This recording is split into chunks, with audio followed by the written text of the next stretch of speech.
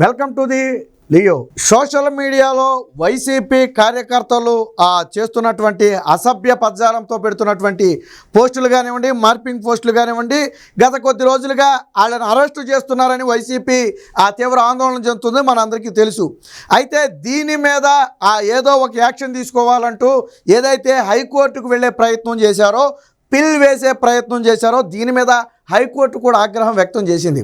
కొంతమంది వ్యక్తులు public interest litigation అంటే ఈ సామాజిక మాధ్యమాల్లో పోస్టులు పెట్టే వాళ్ళని అక్రమంగా అరెస్ట్ చేస్తున్నారు, స్వేచ్ఛను అడ్డుకుంటున్నారు, కాబట్టి పోలీసుల్ని గవర్నమెంట్ని నిలువరించాలి అని చెప్పి కొంతమంది పబ్లిక్ ఇంట్రెస్ట్ లిటిగేషన్ వేసే ప్రయత్నం చేస్తే ఈరోజు హైకోర్టు ధర్మాసనం ఎవరైతే పిల్ వేయటానికి వచ్చారో వారి మీద తీవ్ర ఆగ్రహాన్ని వ్యక్తం చేసింది. ఆగ్రహం వ్యక్తం చేయటమే కాదు, కొన్ని ఘాటైన వ్యాఖ్యలు కూడా చేసింది. ఒక రకంగా వైసీపీకి హైకోర్టులో 2 చెంపలు కూడా వాయించినట్టుగా అయింది. కోర్టు ఒకటే ప్రశ్న ముక్కుసూటిగా అడిగింది.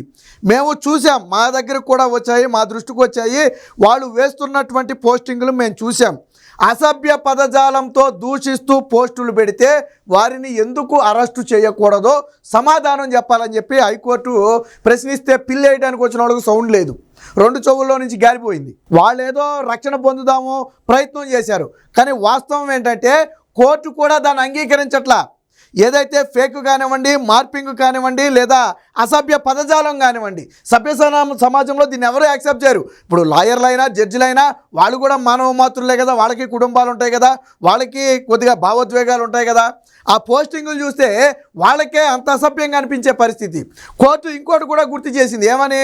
గతంలో న్యాయమూర్తులను కూడా ఏ విధంగా దూషించారో మాకు గుర్తుందన్న విషయాన్ని పిల్ వేయడానికి వచ్చిన వాళ్ళ మీద చెప్పింది. ఆల్రెడీ మనం చూసాం, గతంలో సిఐడి ఆ కేసును టేకప్ చేయకపోతే దాన్ని సిబిఐకి ఇచ్చి చాలామంది వైసీపీ కార్యకర్తలు ఎవరైతే ఉన్నారో వాళ్ళందరినీ కూడా అరెస్టు చేశారు. అందులో సుమారెడ్డి ఈరోజు వైసీపీ ఈ అసభ్య పదజాలానికి కీలకంగా 4 వ్యక్తులను భావిస్తుంటే అందులో సుమారెడ్డి అనే వ్యక్తి కూడా ఒక మహిళ. ఆ మహిళ మీద కూడా సిబిఐ కేసు పెట్టి నాడు అరెస్ట్ చేసి లోన్ వేసింది. సో ఈ విషయం కోర్టు కూడా గుర్తు చేసింది. గతంలో న్యాయమూర్తుల్ని ఏ విధంగా దూషించారో మాకు గుర్తుంది ఆల్రెడీ, కాబట్టి ఇలాంటి దోషాలను ఖచ్చితంగా అడ్డుకోవాలి. పోలీసులను చర్యలు తీసుకోవద్దని మేము చెప్పలేం. ఎందుకు చెప్పాలి? పైగా ఇంకోటి చెప్పింది, వీళ్ళు అడిగింది ఏంటంటే ఒక బ్లాంకెట్ నిర్ణయాన్ని, అంటే ఒక రకంగా అసలు పోలీసులు వాళ్ళ జోలికి వెళ్లకుండా హైకోర్టు ఆదేశాలు వెలువరించాలనేది వాళ్ళు చెప్పినటువంటి పిల్లులో వాళ్ళు అడిగినటువంటి అంశం. దానికి హైకోర్టు నిరాకరించింది. ఎట్టి పరిస్థితుల్లో ఇలాంటి ఆదేశాలు మేము ఇవ్వలేం. సోషల్ మీడియాలో విచ్చలవిడిగా చెలరేగిపోయే వారిని అడ్డుకోవద్దని పోలీసులకు మేము ఎలా చెబుతాం? అడ్డుకోకపోతే సమాజం ఏమైపోవాలి? ఎవరైతే బాధితులుగా ఉన్నారో వాళ్ళ బాధను ఎవరు తీర్చాలి? వాళ్ళకి న్యాయం ఎవరు చేయాలి? కాబట్టి ఖచ్చితంగా తప్పు చేసిన వాళ్ళు ఎవరైనా శిక్ష అనుభవించాలి. అలా కాకుండా వ్యక్తిగతంగా ఎవరినైనా వేధించారు అని మీరు అనుకుంటే స్వయంగా ఆ వ్యక్తే మమ్మల్ని అప్రోచ్ అవ్వచ్చు అని చెప్పి కోర్టు కూడా చెప్పింది. అంటే ఈ రాజకీయ కక్షలతో ఎవరైనా మిమ్మల్ని ఇబ్బంది పెట్టారనుకోండి, అంటే మీరు మార్పింగ్లు వేయకపోయినా, అసభ్య పదజాలాలు పెట్టకపోయినా, ఏదో రాజకీయ కక్షతో మిమ్మల్ని వేధిస్తే ఖచ్చితంగా అది తప్పు. దానికి కోర్టే చెప్తుంది. ఏమని? స్వయంగా వ్యక్తే మా దగ్గరికి రండి, మీరే తప్పు చేయకపోతే మీరే స్వయంగా మా దగ్గరికి రండి, మేము ఖచ్చితంగా అందులో ఇన్వాల్వ్ అవుతాం. కానీ ఇలాగా తప్పుడు పోస్టింగ్లు వేసే వాళ్ళ విషయంలో జోక్యం చేసుకోవద్దని మేము ఎట్టి పరిస్థితుల్లో చెప్పలేము. ఒక రకంగా ఇలాంటి వారిని కట్టడి చేయాల్సిన అవసరం ఉంది అని కోర్టు కుండ బద్దలు కొట్టినట్టు చెప్పింది.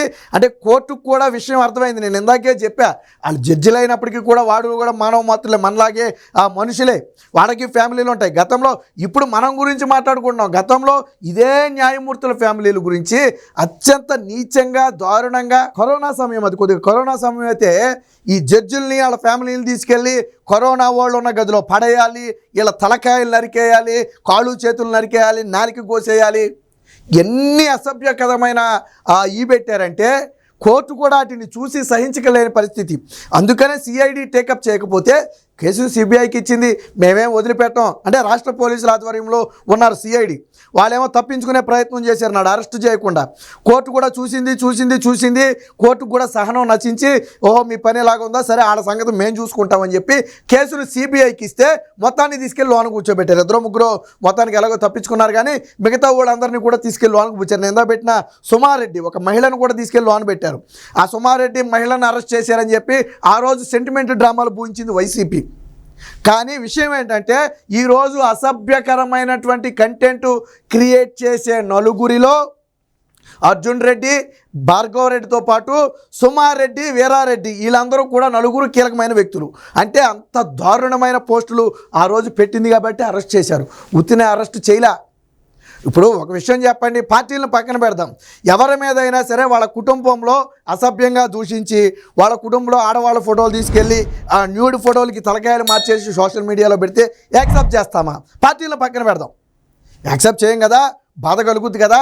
మన కుటుంబాన్ని తీసుకెళ్ళి అలా రోడ్డు మీద పెట్టి రకరకాల వ్యాఖ్యలు చేస్తే బాధ కలుగుద్ది కదా. సో ఇక్కడ కోర్టు చెప్పింది కూడా అదే, ఇక్కడ పార్టీలతో సంబంధం లేదు. అయితే ఇందులో ప్రధానంగా ఉన్నది ఎవరంటే వైసీపీ పార్టీనే. సరే మిగతా పార్టీలు వేశారా లేదా అంటే ఎక్కడైనా ఒకటి అరా ఉంటే ఉండొచ్చు.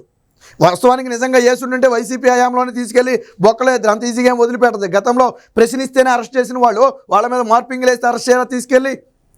సో వేస్తే వాళ్ళని కూడా ఖచ్చితంగా అదుపులో తీసుకోవాలా. మన చంద్రబాబు గారు కూడా ఏం చెప్పారు, ఇక్కడ పార్టీకి సంబంధం లేదు, మా పార్టీ వాళ్ళు అంటే తెలుగుదేశం పార్టీ వాళ్ళు అసభ్య పదజాలంతో దూషించినా వాళ్ళ మీద కూడా చర్యలు తీసుకుంటాం. అలేం మా పార్టీ వాళ్ళనో మా కార్యకర్తలనో మేము ఊరుకోం. మహిళల జోలికి వెళితే పార్టీలతో సంబంధం లేదు, ఎంతటి వ్యక్తులనైనా వదిలిపెట్టబోమని చెప్పి చాలా స్పష్టంగా ముఖ్యమంత్రి చంద్రబాబు గారు చెప్పడం జరిగింది. కోర్టు కూడా ఈరోజు అదే విషయం చెప్పింది, మీరు ఈ విషయంలో పిల్లి వేయటం అనేది కరెక్ట్ కాదు, మీరు ఎందుకు పిల్లి వేస్తున్నారు, ఎందుకు అడ్డుకోవాలంటున్నారు, ఎందుకు వాళ్ళని అరెస్ట్ చేయకూడదు, ఎందుకు తప్పు చేసిన వాడికి శిక్ష పడకూడదు, మీరు ఎలా అడ్డుకుంటారు వాళ్ళని? భావ ప్రకటన స్వేచ్ఛ పేరుతో ఇష్టం వచ్చినట్టు మాట్లాడితే ఎవరు మాత్రం సహిస్తారు?